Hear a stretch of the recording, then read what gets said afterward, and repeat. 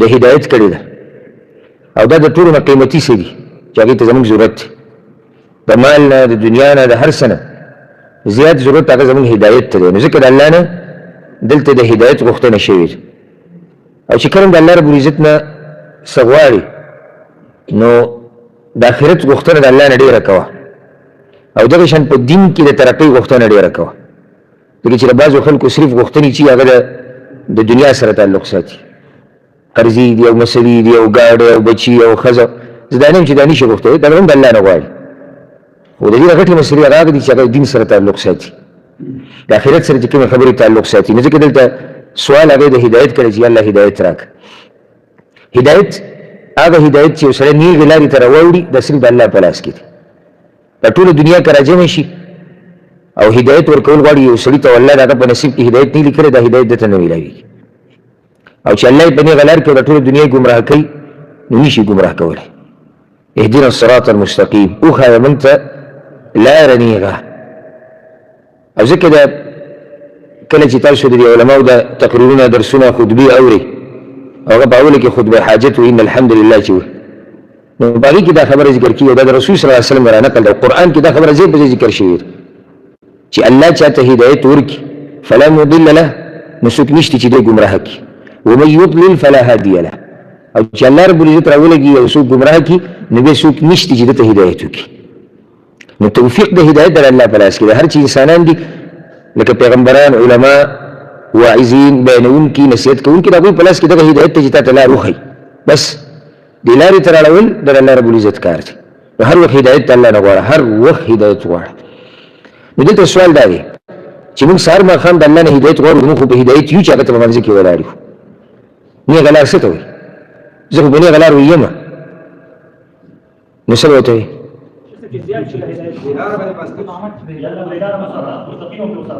دا یو وجه ده دا یو جواب دی لا خو صحیح موږ محتاج خو هدایت یو سړی زه هدایت یافته یم اول خو دا خبره یاده کړي یعنی زه د خپل ځان مبارک کې به داسې تزکیه نه کوي چې زه دیندار او زه هدایت یافته او زه پلانې او زه علانې الله وایي فلا تزکو انفسکم هو اعلم بمن اتقى الله وایي د خپل ځان تزکیه او صفتونه مه کوئ الله ته پته لري چې څوک پرهېزګاره دی او څوک نه دی او دا ډېر د کمزوري سړي کار دی زه کله ناکله د دې منبر باندې د ناست سړي نه یا د عامو خلکو نه واورم که نه ما ته یعنې زه په خپله حیا محسوسوم یعنې سړی ما ته لګېږي که نه خپل صفت کوي زه پلانې او زه ډېر او زه داسې او زه دغه دینداري زه حیا محسوسوم زه دا ډېر په څه خبرو کې لګیا دی یعنې موږ به صحیح زموږ عبادت به صحیح زموږ دینداري به صحیح زموږ هدایت به صحیح یو خو د خپله تزکیه به نه کوي بله که یو سړی وي چې په هدایت یو سړی دی مونځ اودس کې دیندار دی که نه نو بیا ولې دی د هدایت سوال کې مسلمان دی یعنې ته په سوچ کې اسلام بس دته هدایت دی نو اسلام یې قبول کړی مونځ اودس کوي تلاوتونه کوي نور هدایت څه ته وایي جواب د هغې یو دغه دی کوم چې دې ملګرو راکړو چې یا الله په دې هدایت هم وساته هدایت خو ته میلاو شو اوس په دې هدایت باندې اوسېده پکار دي د هغې لپاره ته په مخه دا سوال کړي یو بله خبره امام ابن القیم رحمه الله په کتاب کې ډېره ناشنا خبره ذکر کړې ده دې جواب یې کړی هغه وایي بنده چې د الله نه هدایت غواړي او دی په هدایت یي یو بنده د الله نه هدایت غواړي او دی په هدایت دی ولې نو هغه دا وایي کوم څه چې موږ ته معلوم دي دې ته غوږ کېږدئ کوم څه چې موږ ته معلوم دي هغه ډېر لږ دي په نسبت د هغه څه چې موږ ته معلوم نه دي نو دی چې دا هدایت غواړي نو دغه څه معلومول غواړي دا کوم چې ده ته معلوم نه دي دغه شان بیا هغه دا وایي ډېر څه چې موږ یې کول غواړو او نشو کولی ځکه زموږ طاقت نشته دی د هدایت کې دغه غواړي لکه یو سړی هدایت یافته دی ښه دینداره سړی دی خو ډېر د ده په زړه باندې نور هم ډېر عبادات ارمانونه دي خو دی کولی نه شي صحیح زر دی څه مسله ده دی چې دا هدایت غواړي دی دغه غواړي چې زه دغه کارونه وکړم بعض عبادات داسې دي چې د سستۍ د لاسه زموږ نه پاتې دي کولی شو خو سستي د لاسه هغه زموږ نه پاتې دي ته چې دا هدایت غواړي نو ته دغه غواړي چې دغه کارونه وکړم دا کوم چې د سستۍ د لاسه پاتې شوي دي او دغه شان څه چې موږ ته لنډ او غونډ معلوم دي تفاصیل موږ ته نه دي معلوم موږ چې دا هدایت غواړو موږ دغه وایو چې یالله د هر سره ته په تفصیل سره وښایه معنی دا چې هر وخت موږ کې څه نه څه کمی شته او دی ناشنا خبره کړې ده وایي څه چې موږ ته معلوم دي هغه ډېر لږ دي په نسبت د هغه څه چې موږ ته معلوم نه دي نو زه چې هر وخت دا وایم چې یالله ماله هدایت راکړه ماله هدایت راکړه ماله هدایت راکړه نو وایم چې هغه څه راته وښیه کوم چې ما ته معلوم نه دي او د هغه څه طاقت رانه راکړي د کوم چې د کولو طاقت نشته یا طاقت شته خو د سستۍ د لاسه زما نه پاتې دي نو دې ته خو موږ هر وخت محتاج یو که نه کنه تاسو ټول پوره هر وخت ته محتاج او رسول صلی الله علیه وسلم په منځ کې دی هغه هدایت ته محتاج نور انبیاء ندي سي دعاګانې را نقل دي صحابه کرام به دا وي د امت نیکان خلک دا دعاګانې غواړي نو موږ ټول هدایت ته محتاج او بعض خلک به دې خفه شي ته الله دې هدایت درکړي ولې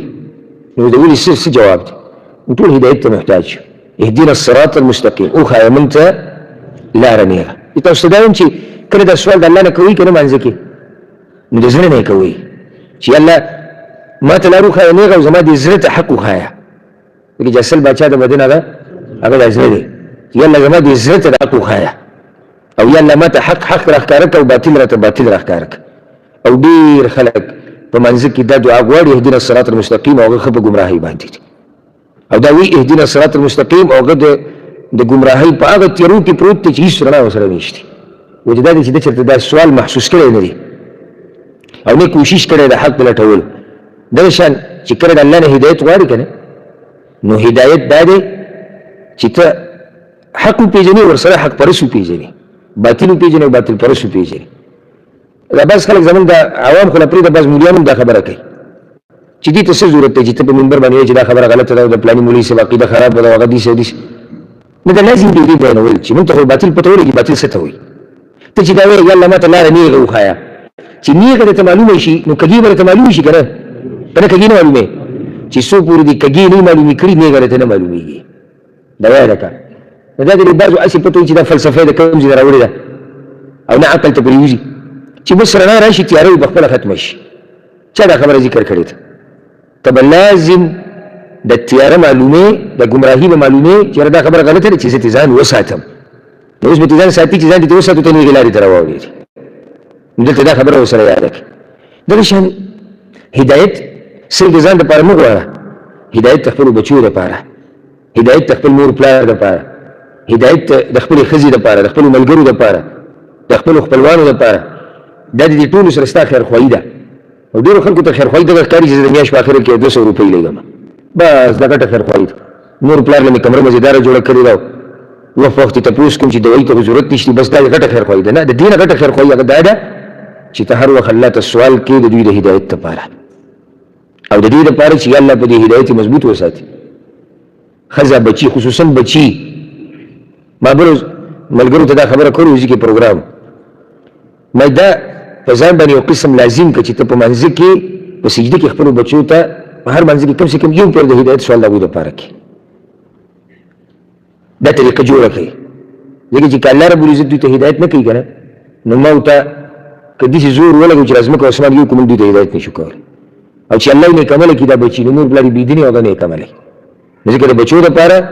هر وخت سوال د څه کوئ د هدایت د مور پلار دپاره د ملګرو دپاره خپلوانو دپاره نو ځکه دلته دا قیمتي سره الله نه وغوښتی شو اهدنا الصراط المستقیم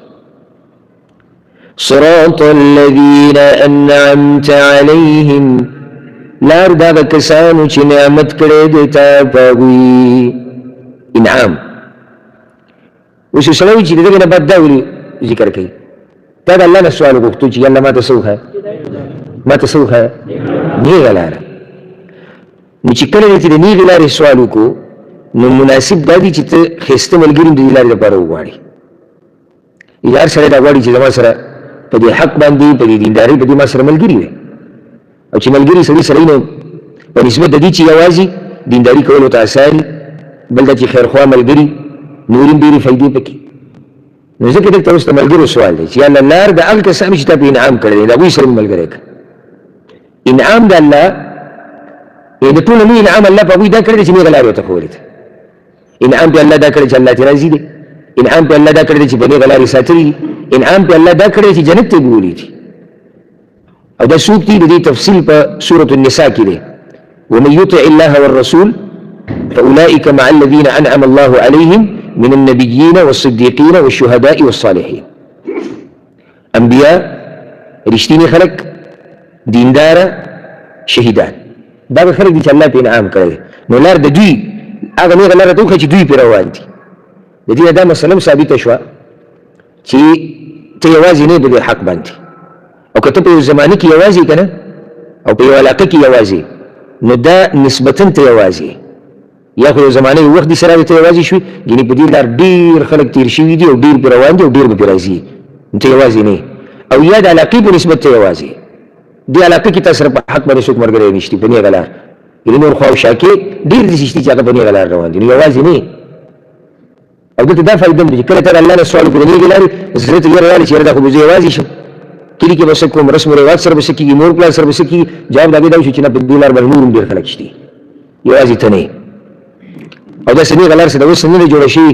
چې اوس پې تا ورنی کس یوازې روانې پخوا پې هم ډېر تللي دي اوس پې الحمدلله خلک شته قیامته پورې به داسې خلک لازم په ځمکه وي اګر که عددي لګي خو هغه به په نیغه لار وي په هره زمانه کې نو ته یوازې نه په نیغه لار صراط الذین انعمت علیهم لار د هغه کسانو چې الله تا پې انعام کړی دی د نیکانو خلکو په لار مې روان کړي الله دې بل مطلب دا شو هغه خلک چې الله ته ترې راضي شوی ما د هغوی په لار روان کړه غیر المغضوب علیهم چې نه غضب کړی شوی دی په هغوی ولا الضالین او نه ګمراهان دي دا انعام الله په چا کړی دی نو د هغې نور تفصیل چې نه پرې غضب کړی شوی دی او نه ګمراهان دي او بعض علما وایي نه د دې تعلق د لارې سره دی نو بیا به ترجمه دي چې غیر المغضوب علیهم نه لار د هغه کسانو چې غضب پرې کړی شوی دی او نه لار د هغه کسانو چې ګمراهان دي دواړه خبرې صحیح دي ګوره غټه مسله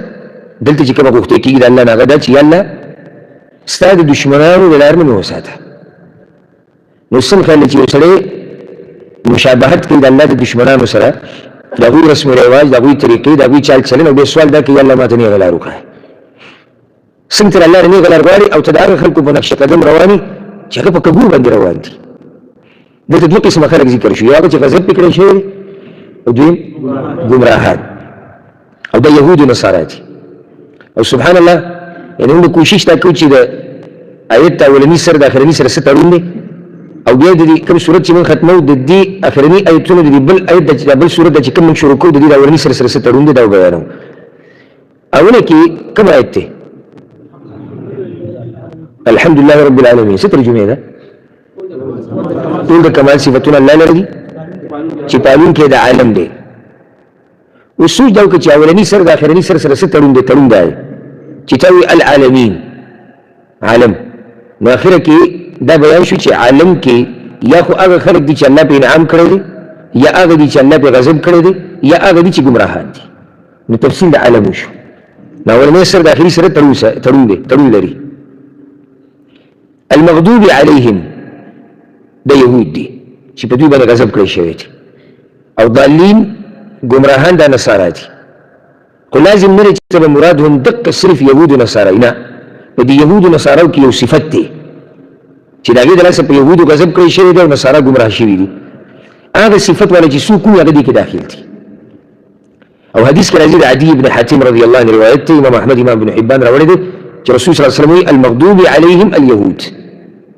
او الضالین چې دی دا النصارا دي صفت څه دی یهودو کې دا صفت چې هغوی سره علم و عمل نه نصاراو کې دا صفت چې هغوی سره عمل و علم نه او دواړه په ګمراهۍ دي نو هر هغه څوک چې هغه کې دا صفت راغی چې علم ورسره یو عمل نه کوي او عمل ورسره یو علم نه نو دوی په ګمراهۍ دي په دې خو سړی پوهېږي چې علم ورسره شته عمل نشته ګمراه دی خو دا چې عمل کوي او علم ورسره نشته دی څنګه ګمراه دی اکثر د اعمال هغه بې دلیله وي چې علم ورسره نه او وګورئ دا زموږ په دې امت کې دا کوم تصوف والا چې دي او دا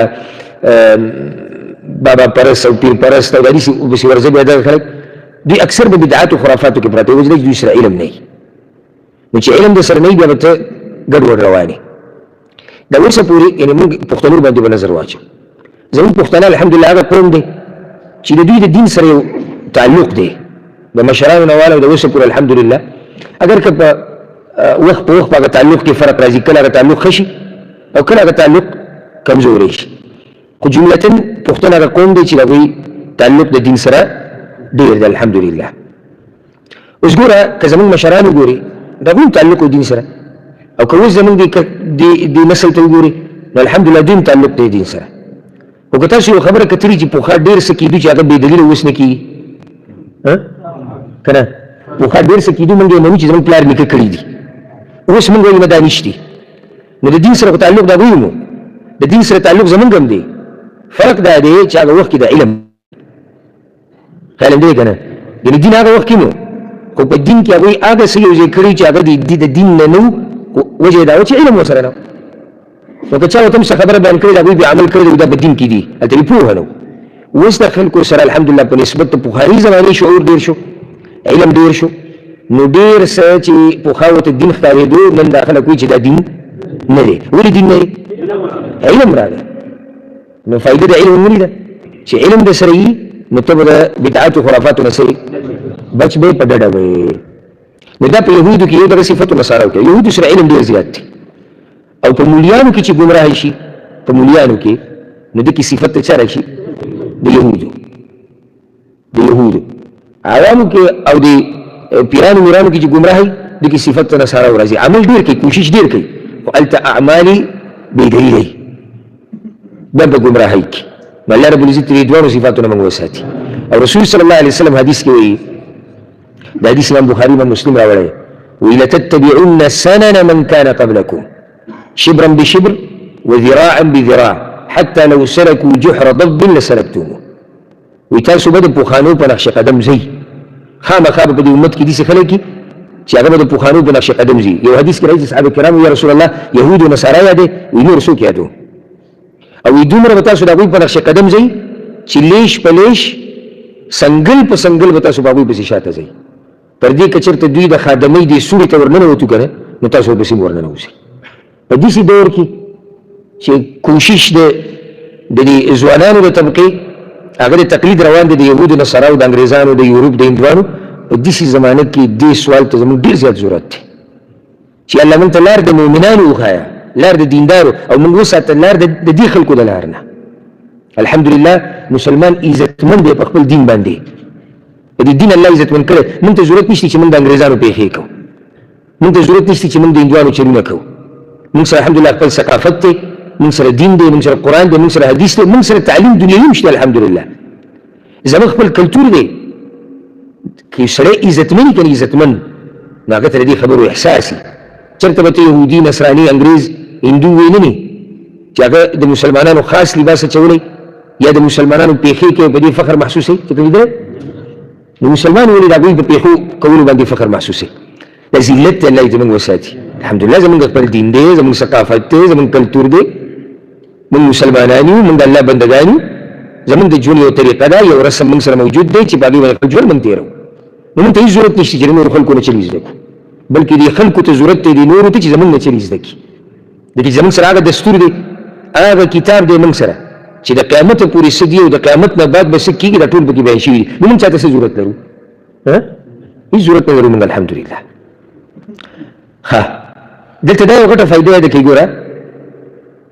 ګمراهۍ والا پېژنده هدایت دی دا فایده دلته راووته یعنې څوک چې په ګمراه یا په غلطه لار روان دي د دوی پېژندل دا څه دی هدایت دی دا څنګه هدایت دی ته به هغه کار نه کوې کوم چې هغوی کوي دا لږ ساعت مخکې ما دا خبره ذکر کړه دا دې ایتونه دا فایده راویستی کېږي دغه شان دلته ګورې غټه فایده وایي نه لار د هغه کسانو یا هغه کسان نه دي چې غضب پې کړی شوی دی غضب پې کړی شوی دی دا غضب پې چا کړی دی الله کړی یهودو باره کې قرآن کې هم راځي من لعنه الله وغضب علیه خو ګوره الله ذکر نه کو چې دا غضب الله کړی دی وایي غضب پې کړی شوی دی مجهول ذکر شو دا ادب دی د الله سره نور خو دا واضح دی چې غضب پې چا کړی دی الله پې کړی خو دلته الله یې پکې ذکر نه کو دا ادب دی او د نصارو خبره خو واضح ده ضالین ګمراه د هغوی صفت ذکر کو ښه مختصر خبره به کوو هغه دا چې بیا د دې نه بعد امین ویل چې کله سوره فاتحه ختمه شي امین ویل دا ثابت دي وجه دا چې سوره فاتحه دعا ده او په دعا پسې امین ویل حدیث کې راځي چې دا مهر دی د دعا او معنی یې دا ده چې یا الله زما دا دعا قبوله کړه امین معنی ده چې یا الله دا څه چې موږ وغوښتو دا راله قبول کړه نو امین به وي یا مثلا دلته دا راځي چې یو سړی په مانځه کې نو د امین به په زوره وي که رو به وي ګوره چې په زوره دې وي رو دې وي مونځ خو وشو ګناهګارېږي نه خو طریقه د رسول صلی الله علیه وسلم څه هغه معلومول غواړي او هغه دا وه که صحیح حدیث د امام احمد امام ابو داود امام ترمذي راوړی د وائل بن حجر رضی الله عنه هغه سمعت النبي صلى الله عليه وسلم قرأ غير المغضوب عليهم ولا الضالين وما په منځ کې وایي چې رسول صلی الله علیه وسلم سوره فاتحه یې دې ته ورسېدو غیر المغضوب عليهم ولا الضالين فقال آمين نو آمين وي مد بها صوته اواز وسره اوږد کو اوچته کو دلته بعضو آمین اواز وسره اوږد کو نو معنی دا نه چې په زور وي دای سوي آمین نو دا الف کې مد ولګو دا راخ کو او که چېرته داسې شي د صحابي وي ورسول الله غیر المغضوب عليهم ولا الضالين وي صحیح شو کنه او بیا آمین وي او موږ د دوی د ترجمه ومنو چې مد بها صوته معنی دا چې د الف راخ کو اواز نه اوچت کړ نبی د سوالو کوي وروره د څنګه وریدي چې اواز راخ کو چې ځان سره په پټو بیا پته لګي په پته نه لګي او د دې وضاحت په بل روایت کې د خوازه امام ابو داود اورده رفع بها صوته اواز وسره اوچت کو د دې وسه تعویل کو بده کوي خبره پاتې چې موږ وایو مذهب کې نشته بس نه خبره ده یا زمون پلار نه کنه ده او دا حجت نه چې قیامت پورې ته الله ته بیان کی خو نور د دې څه جواب نه کیږي بل دا چې رسول صلی الله علیه وسلم وایي چې د چا امين اذا امن الامام فامنوا چې امام امين وي نو تاسو امين وایي چې امام امين په پټو وي نو تاسو پته لګي او تاسو پته لګي البته رسول الله صلی الله علیه وسلم چې امام امين وي تاسو سره وایي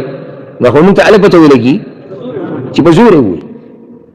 امام بخاری ګور باب تړلې دی په خپل کتاب کې باب الجهر بالتامين باب دې په بیان د دې مسلې کې چې امين به زور وي او بیا عبد الله بن الزبير رضی الله عنهما به مسجد حرم کې امامتي ورکوله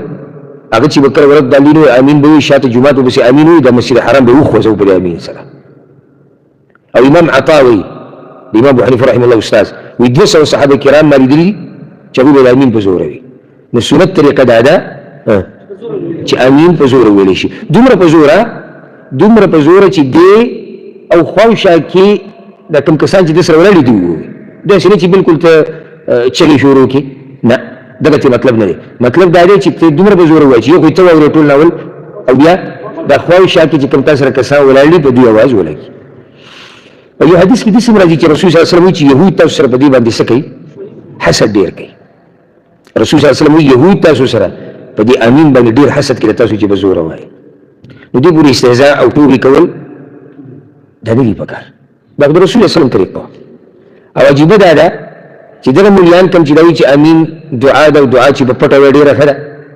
دا خبره سړي چې دعا په پټه وړي راخره چې کوم چې شریعت ویلي په زور او من د شریعت تابعداري الته بیا په زور غواړي هم د کوم لري چې کله تقریر ته نه شي کنه او اجتماع کې لګي نو چې کله دعا وغواړي نو خلک امین وي आवाज امر نه کوي نو بیا ټول په زور وي امین نو دلته دوی نه چې په پټه وایي میوزیک وی چې دعا د پټه وړي غواړي او بل ځکه وی چې نه دلته په زور وایي نو امین دعا دې مونږ منو او چې رسول الله صلی الله علیه وسلم په زور امین ویلې مونږ دغه تابعداري مونږ په زور وایو بس او مونږ امتیان د رسول صلی الله علیه وسلم چې څنګه الله پیغمبر کړی دي هغه به مونږ کوو